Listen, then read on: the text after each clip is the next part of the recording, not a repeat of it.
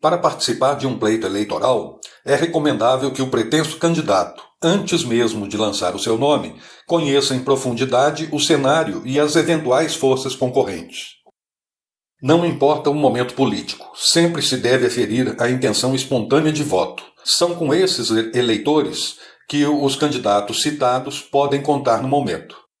É importantíssimo conhecer a avaliação que o eleitorado faz da atuação do atual prefeito. Afinal, ele detém a máquina municipal, além de que a sua avaliação será fundamental para que se saiba a força da sua influência. Convertendo a avaliação do atual prefeito para um índice de 0 a 10, podemos identificar precisamente a sua força eleitoral. Se ele obtiver um valor 4 ou inferior nessa escala, é preferível que sequer participe do pleito, quer postulando reeleição, quer apoiando outro nome. Por outro lado, se o seu índice apontar 7 ou mais, dificilmente ele perderá uma eleição. A pesquisa pode mostrar a sua força nas diversas regiões do município. Para a avaliação do potencial eleitoral, é importante aferir o grau de conhecimento que os eleitores têm de cada possível candidato, individualmente.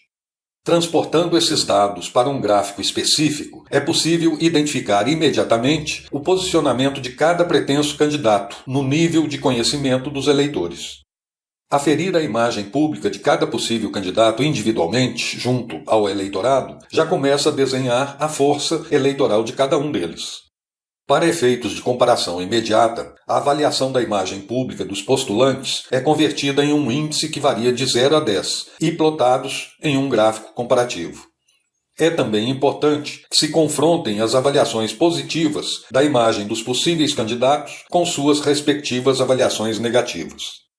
A maioria dos eleitores escolhe seu candidato nas últimas semanas da campanha eleitoral, porém pode-se aferir, a qualquer tempo, sua predisposição a escolher este ou aquele candidato, aferindo a possibilidade dele votar em cada um individualmente. Confrontando a possibilidade de destinação do voto em cada postulante em um gráfico específico, é possível aferir imediatamente a força de mobilização que cada um possui no momento. Também é importante aferir essa força em um gráfico que considere apenas os eleitores que afirmaram conhecer muito bem cada postulante. É um indicativo de quanto sua intenção de voto pode crescer à medida que se tornar mais conhecido durante a campanha. Em qualquer momento, devemos colher a intenção de voto estimulada em um cenário em que todos os postulantes colocam seu nome e em diversos cenários mais restritos, onde se procura confrontar os nomes mais prováveis a se lançarem candidatos. Novamente, essas informações são plotadas em um gráfico comparativo, levando-se em conta a intenção de voto e o grau de conhecimento de cada postulante. Aqui pode-se aferir não só a força de cada candidato junto aos eleitores que já o conhecem, mas também como a sua imagem está sendo transmitida aos que ainda não o conhecem.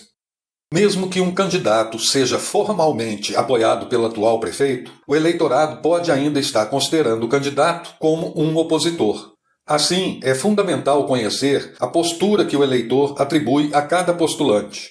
Para os que forem considerados como da situação, é fundamental que a avaliação do atual prefeito obtenha índices iguais ou superiores a 6. Para os opositores, quanto menor for o índice de aprovação do prefeito, mais força eles terão em campanha. Finalmente, a rejeição do eleitorado a cada postulante individualmente também deve ser aferida. Utilizando-se o recurso do gráfico comparativo, é possível analisar a profundidade da rejeição a cada postulante, relativamente aos demais. Todos esses números são inseridos em um modelo estatístico concebido e aperfeiçoado ao longo dos anos de experiência do Instituto Censuc para calcular e prever o crescimento potencial de votação que cada um dos postulantes possui. Esses cálculos são aplicados sobre a intenção de voto estimulada ampla, onde todos os nomes são submetidos ao eleitor, e a cada um dos cenários restritos, permitindo assim que se confrontem as forças mais prováveis a realmente participar do pleito. Ou seja, somente entra em uma campanha eleitoral, aventurando-se às cegas, o candidato que estiver disposto a gastar muito dinheiro e ainda assim correr o risco de obter uma enorme decepção.